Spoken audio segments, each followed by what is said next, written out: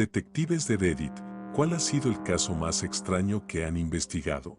Ahora soy detective, pero esto ocurrió cuando estaba de patrulla hace varios años. Nos llamaron para verificar el bienestar de un hombre cuyo vecino no lo había visto en un par de años. Tardaron tanto en avisar porque era una zona rural. Al llegar, las ventanas estaban negras de moho y moscas. El coche en el garaje y sin signos de entrada forzada. Forzamos la puerta y encontramos al hombre enredado en el cable del teléfono junto a una silla volcada en el comedor, momificado, prácticamente fundido en la alfombra, apenas reconocible por la forma del cuerpo y la ropa. El olor se mezclaba con varios centímetros de agua estancada en el sótano por tuberías reventadas, moscas muertas y moho. En la cocina había 2 bolsas de compras ordenadas en el suelo y la casa, en general, estaba muy limpia, no había testigos. Estaba distanciado de su familia y era evidente que tenía un gato, pero nunca encontramos sus restos. Su historial médico indicaba una cardiopatía. Mi teoría es que sufrió un infarto e intentó llamar al 911, el número de emergencias, pero no llegó a realizar la llamada. Quizá lo más inquietante, el buzón estaba a reventar de facturas vencidas y avisos de corte de servicios, el último de hacía un par de meses. Y aún así pasó muchísimo tiempo hasta que alguien llamó.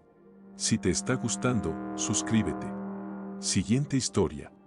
Un caso de asuntos internos en una prisión en la que trabajé, aunque yo no estaba en la oficina de asuntos internos ni en la oficina de investigaciones del Estado, fue un fiasco. En la unidad de segregación, aislamiento disciplinario, había un sargento muy excéntrico que se ejercitaba todo el tiempo y le gustaba sentarse frente a las celdas para hablar de la vida con los internos durante horas. Solía ir al gimnasio con una de las enfermeras que administraban la medicación nocturna. Una tarde, a un interno lo escoltaron para su inyección de insulina y le soltó a la enfermera: ¿vas a Gold's Gym en Anitom después del turno? El agente de escolta lo reportó porque ese tipo de información personal es un riesgo de seguridad. De inmediato el sargento quedó bajo sospecha y la enfermera informó que eran compañeros de gimnasio. Hubo reportes anónimos de que él mantenía conversaciones personales y fuera de programa con los internos en el pabellón. La gente empezó a evitarlo. Ni de broma,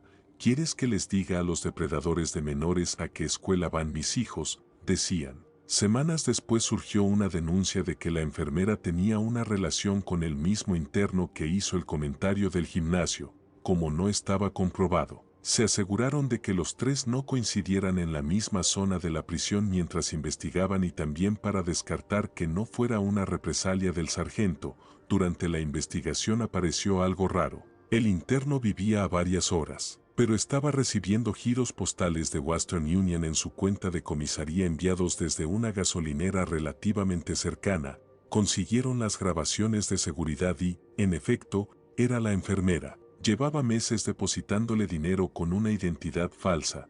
Durante la ronda de medicación de la población general, la enfermera quedaba en una sala pequeña y segura con una ventanilla para pasar los fármacos y se descubrió que cuando él llegaba a la puerta ella se escondía en la esquina, se masturbaba y se exhibía. Él violó intencionalmente las normas para que lo mandaran a segregación porque ella le había avisado de un próximo cambio en la rotación de enfermería. Usaron al sargento como maniobra de distracción. Al final ella renunció. No sé qué acciones legales se tomaron.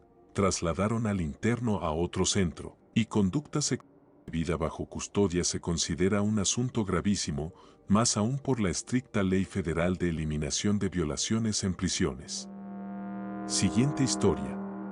Mi tío fue detective hace unos 35 años y estaba investigando una serie de allanamientos. Descubrió que un adicto al crack había excavado un hueco en la cimentación de un edificio de apartamentos, en un espacio muerto entre las zapatas, y vivía allí en un nido hecho de periódicos y basura. Sí, como en ese episodio de la serie Expediente X, cuando 2 agentes fueron a sacarlo, el tipo se puso violento y empezó a morder.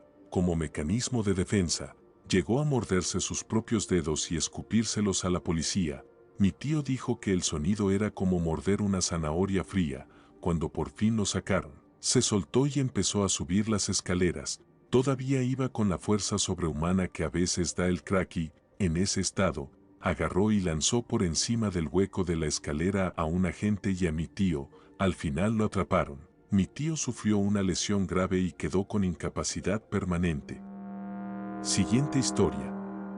No soy detective, pero consulté el caso con mi detective. Yo era oficial de entrenamiento en el terreno, la persona que forma a los novatos, y estaba capacitando a un nuevo ayudante del sheriff cuando recibimos un aviso para verificar el bienestar de una mujer varada en una gasolinera. Acudimos y ella dijo que se alojaba en un hotel cercano y que no necesitaba ayuda, pero al hablar más con mi aprendiz comentó que el gobierno la perseguía y empezó a divagar de forma confusa. En su auto llevaba muchos carteles de desaparecido de un hombre de California, el estado de Estados Unidos, y, al preguntarle, dijo que era su esposo, desaparecido hacía años, y que estaba en una misión para encontrarlo. Aseguró que había hallado partes de un cuerpo en su casa de California. Mi aprendiz le preguntó si ya lo habían investigado y dijo que sí, un departamento local.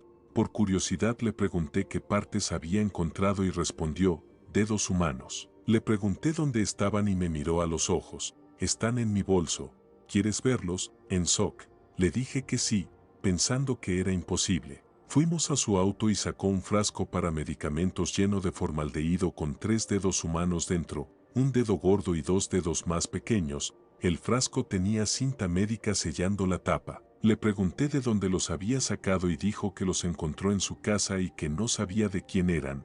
Llamé a mi investigador y determinamos que no era ilegal poseer dedos humanos en esas condiciones. Yo pensaba que quizá había matado a su ex y guardado los dedos por algún motivo, pero al indagar supimos que el desaparecido la había dejado por otra mujer y estaba bien.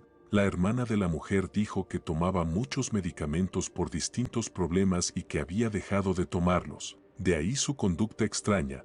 Nunca supe de quién eran esos dedos y al final la dejamos ir. Concluimos que probablemente se los habían amputado a alguien en un hospital y alguien decidió conservarlos. Siguiente historia. En mi ciudad había una familia muy adinerada.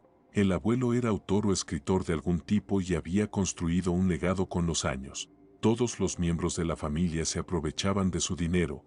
Tenía varios hijos. Una hija que trabajaba en bienes raíces, cuyo esposo nunca le inspiró confianza al padre. El hijo de en medio había fallecido años antes, pero su viuda seguía vinculada a la familia y le sacaba dinero al abuelo diciendo que era para la matrícula universitaria de su hija. El hijo menor trabajaba en la editorial que él mismo había creado.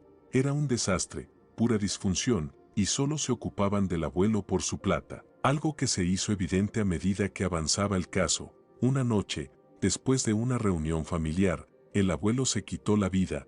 Nos llamaron para procesar la escena, analizar el lugar y los patrones de sangre, y terminamos entrevistando a todos los familiares. Nos llevó un par de días y era, en apariencia, un caso de manual. El abuelo ya estaba mayor y no quería seguir lidiando con sus problemas, pero, de pronto, cuando estábamos por cerrar el caso, apareció un investigador privado y tiró por la borda todo lo que habíamos determinado. Prácticamente nos arrebató la investigación. Nunca me habían sacado de un caso, y menos alguien ajeno a la oficina local. Pero allí estábamos, recibiendo órdenes de un investigador privado. En resumen, descubrió que el nieto había planeado el asesinato del anciano. Las cosas no salieron como él esperaba, pero tras unos 90 minutos logramos reconstruir lo ocurrido. Nunca olvidaré ese caso, lo repaso una y otra vez. De hecho lo volví a repasar anoche.